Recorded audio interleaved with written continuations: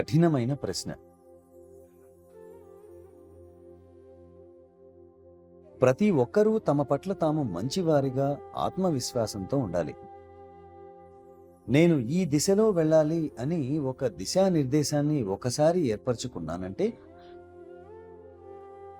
ఇక ఆ దిశ నుండి నన్నేది పక్కకు తప్పించకూడదు. కానీ సమవయస్కుల ఒత్తిడి విషయంలో చాలామంది నేను నా స్నేహితుని కారణంగా ఇలా ఉన్నాను, ఇలా చేయాల్సి వచ్చింది అని అంటుంటారు. దానికోసం మన స్నేహితులను మనం నిందించకూడదు. ఒకవేళ ఎక్కువ మంది నిన్ను ఒత్తిడి చేస్తున్నట్లయితే నేను ఇలా వీళ్ల వల్ల ఎక్కువ ఒత్తిడికి లోనవుతున్నాను అని మీ తల్లిదండ్రులకు లేదా ఉపాధ్యాయులకు తెలియచేయాలి, లేదా ఆ పిల్లల తల్లిదండ్రుల దృష్టికి తీసుకువెళ్ళాలి. తోటివారి ఒత్తిడి విద్యార్థి సమాజంలో మాత్రమే కాకుండా పెద్దవాళ్లలో కూడా పరోక్షంగా ఉంటుంది. Very indirect one. One teacher gets an iPhone. She becomes the talk of the whole school. She got an iPhone. ఒక టీచర్కు ఐఫోన్ ఉంటే ఆమె స్కూలు మొత్తానికి గొప్పదవుతుంది. అలా చీరలు, ఫ్యాషన్ వస్తువులు ఉండడం వలన పరోక్షంగా ఒత్తిడి ఉంటూనే ఉంటుంది. ఒత్తిడికి లోనవ్వడానికి మీరు ఇష్టపడతారు. తరువాత వాటిని మీకు అందించే వారిపై, అంటే భర్త లేదా భార్యపై ఒత్తిడి తెస్తారు. So it requires real understanding, right thinking and right understanding. ఈ జీవిత సుడిగుండాన్ని దాటేందుకు సరైన ఆలోచన, సక్రమమైన అవగాహన, correct thinking and right understanding అవసరమవుతాయి. మన అంతరంగంతో మనం అనుసంధానమై ఉన్నప్పుడే ఇది సాధ్యమవుతుంది. ధ్యానం ద్వారా నేనేం చేస్తూ ఉండాలి అనే విషయంలో మనం చక్కటి, స్పష్టమైన, చురుకైన అవగాహనను కలిగి ఉండగలుగుతాం. ప్రపంచానికి మన సంస్కృతి అందించే అత్యుత్తమమైన వాటిలో సాధనా చతుష్టయం ఒకటి. దానిలో వివేకం మొట్టమొదటి అంగం. వివేకం అంటే మంచి చెడుల మధ్య వ్యత్యాసాన్ని చాలా సులువుగా తెలుసుకోగలిగిన స్థితికి చేరుకోవడం.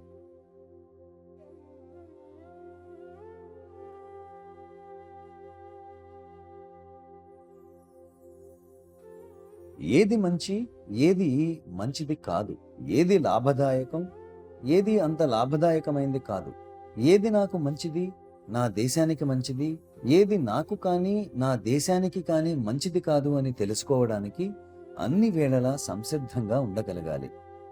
మనం మరింతగా వికాసం చెందుతున్న కొద్దీ కారణము మరియు ఫలితాల మధ్య వ్యత్యాసాన్ని గుర్తించగలగాలి. ఇప్పుడు నేను చేస్తున్న పనులు నా గత కర్మల ఫలితంగా వచ్చాయా, లేదా నేను కొత్త కర్మలను ఏర్పరచుకుంటున్నానా? నా గత కర్మల ఫలాన్ని భోగిస్తున్నానా, లేదా కొత్త వాటికి కారణమవుతున్నానా అని అవగాహన చేసుకున్నప్పుడు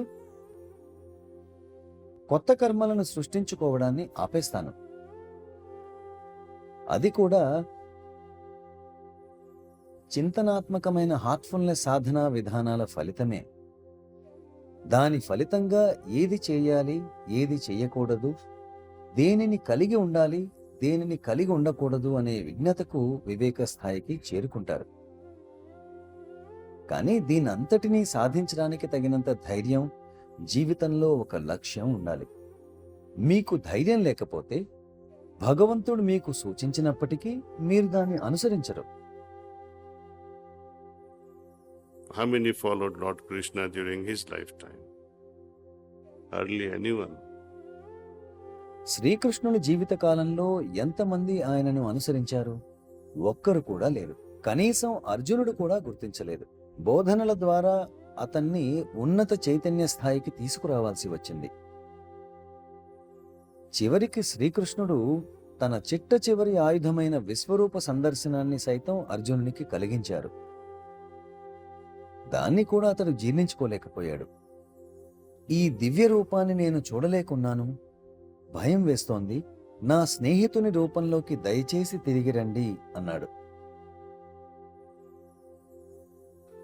అతడు సిద్ధంగా లేడు, చూడటానికి సిద్ధపడి లేడు.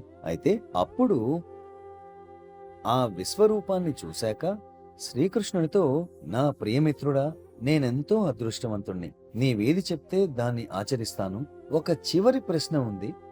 భవిష్యత్ తరాల ప్రజలు నిన్నెలా తెలుసుకుంటారు అని అడిగాడు.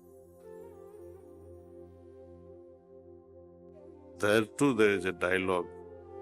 Lord Krishna talks about the importance of the heart. And he says, I dwell in every heart of every living being. దానికి శ్రీకృష్ణుడు హృదయం యొక్క ప్రాముఖ్యత గురించి చెప్పాడు. నేను ప్రతి జీవి హృదయంలో నివసిస్తాను. హృదయమే పశ్యసి. మీ హృదయంలో నన్ను కనుగొనండి. మరి మనం ఆయనను ఎక్కడ వెతుకుతున్నాము? తప్పు ప్రదేశాలన్నింటిలోనూ.